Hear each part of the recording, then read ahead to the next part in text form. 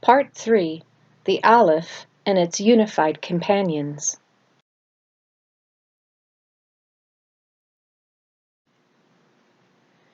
The original pictograph for this letter is a picture of an ox head representing strength and power from the work performed by the animal. This pictograph also represents a chief or other leader.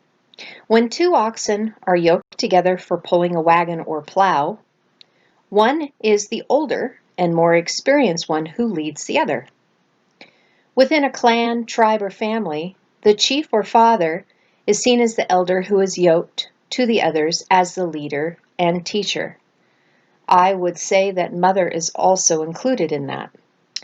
For ease of purpose, although I am sharing with you what the earlier forms of the Hebrew letters look like, we will be using modern Hebrew in order to set you up to succeed for future lessons. Before we move on, looking at the modern Hebrew letter, you can see that it is constructed with two yods, one upper and one lower, with the vav at the diagonal. As yod represents the hand, and the vav is the symbol representing something that connects, the letter aleph can be described as the hand from below connecting to the hand above. The modern name for this letter is aleph and corresponds to the Greek name alpha and the Arabic name aleph. For those of you who are word-oriented, this should stir you a little as this is connected to Revelation chapter 1 verse 8. I am the Alpha and the Omega, the beginning and the end, says the Lord, who is and who was and who is to come, the Almighty. We will share more about this scripture later on in our teaching series. Just keep it in mind that the speaker in Revelation, thought to be Jesus, Yeshua, Isa, would have not been speaking Greek. He would have said Aleph and not Alpha. Back to the symbol Aleph. The various meanings of this root are oxen, yoke, and learn. Each of these meanings is related to the connotation of the pictograph. The root Aleph is an adopted root from the parent root El, meaning strength, power, and chief, and is the probable original name of the pictograph. Since we brought forth the symbol Lamed in our discussion, we should mention that it is a depiction of a shepherd's staff and represents authority as well as a yoke. When both of these symbols are combined, the Aleph and the Lamed, they convey the idea and intention of strong authority.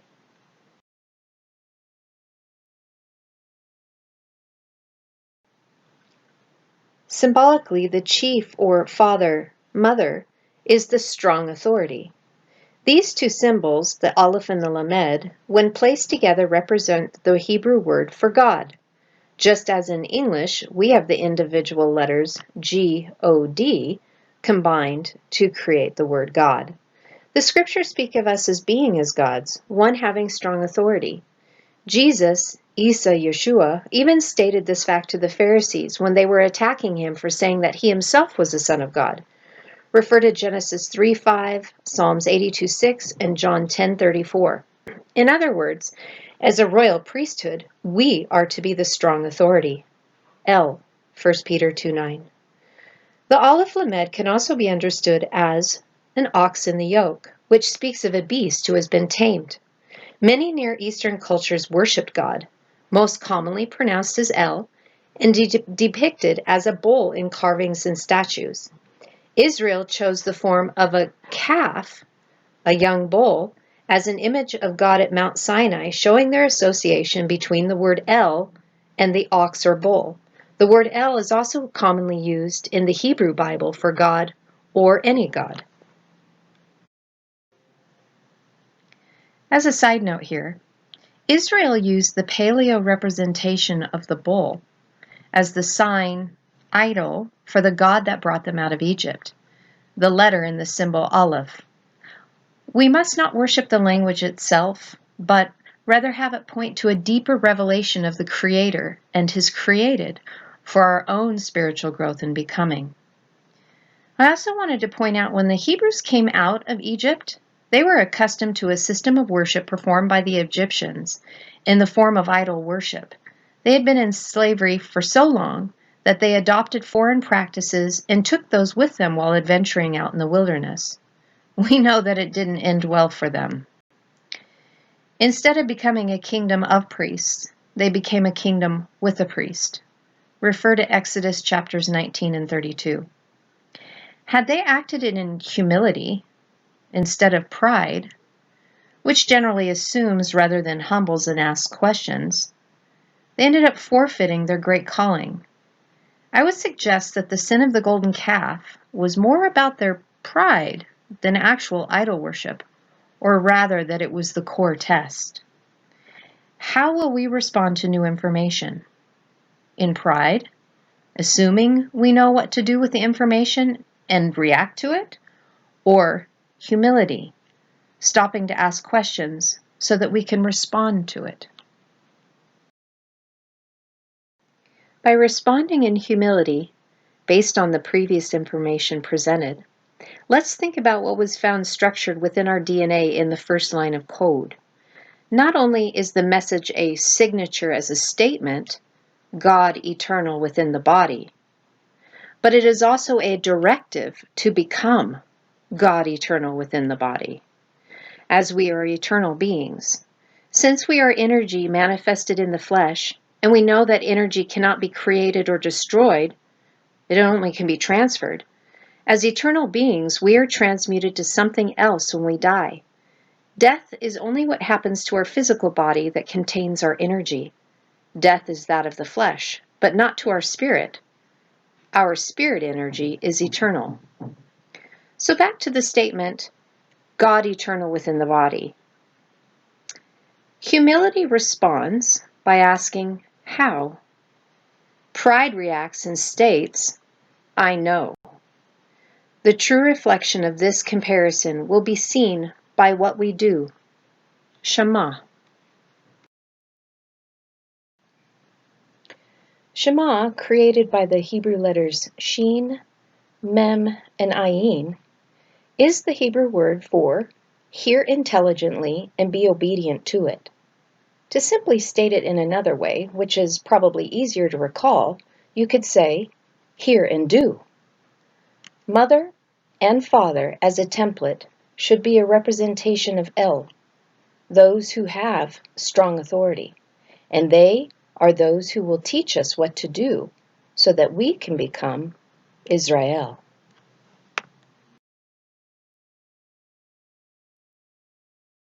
Before we go any further, we should probably discuss the word Israel.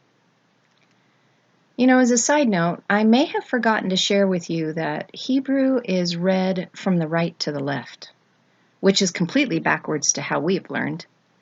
This is connected to going to the right hand through teaching, starting at the right. We, as a people who speak English or American, are somewhat rebellious in nature, and our language is read from the left to the right, opposing itself to the very organic and original roots of this metaphysical language. Some may hear the word Israel and become enraged, embittered, supportive, nostalgic, etc. Other people have said that this word is Egyptian in nature, referring to Isis, Ra, and El. Out of many words, this word in particular can provoke a great deal of emotions depending on what you believe. Is what you believe a truth or a lie? I'm hoping to present a different perspective. The Hebrew word Israel is made of 3 parts, with a 4th hidden one included. The first part of the word is the symbol Yod. The second, found in the middle, is the root word Sarah that does not have the He. The third is El, which we've become acquainted with. The fourth, the hidden word, is the word Sar, meaning to have, exercise, or get dominion. I'm not going to take the time to show you how to interpret this word through the letter symbols, but rather I am going to share this interpretation, again as a measure of provoking a desire to study this language for yourself. It truly is like opening a gift every day, revealing amazing treasures within. I will point to the letter as I read the interpretations so that you can somewhat follow. Those who receive power, means, and direction in order to overcome and prevail, now having dominion, are those who have become the strong authority. That is the true meaning of the word Israel, as a people, the tribesmen of Jacob, not a nation. Israelites, those who have become strong authority, versus the Israelis, a group of people from the land of Israel. Shema Israel. Shema Israel, Deuteronomy 6, verses 4 through 9. Hear, O Israel, the Lord our God, the Lord is one. You shall love the Lord your God with all your heart, with all your soul, and with all your strength. And these words which I command you today shall be in your heart.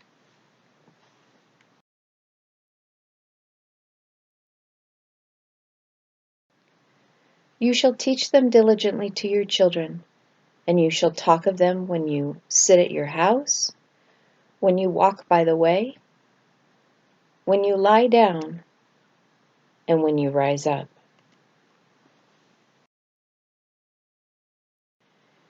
You shall bind them as a sign on your hand, and they shall be frontlets between your eyes. You shall write them on your doorposts of your house and on your gates. We now know why the Jews wear their phylacteries, their tefillin, and put up mezuzos on their doors and gates. It's all symbolism for this scripture known as the Shema. I must add here, I'm not suggesting that we all run out to become a Jew and convert to Judaism. I'm using these scriptures as a way of building a bridge to a deeper understanding of Scripture and the beautiful truth that lays hidden within, waiting for a generation who would have eyes to see and ears to hear Shema for such a time as this.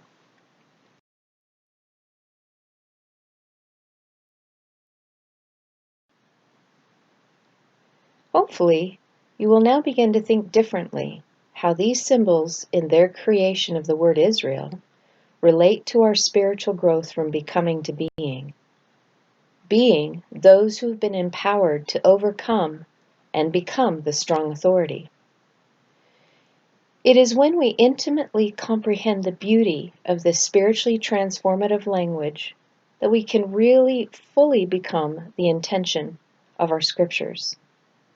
The letter ALEPH is the beginning path on the road to overcoming arrested development, our wounds from our childhood, so we can fulfill the edict found within, God eternal within the body, to become the strong authority.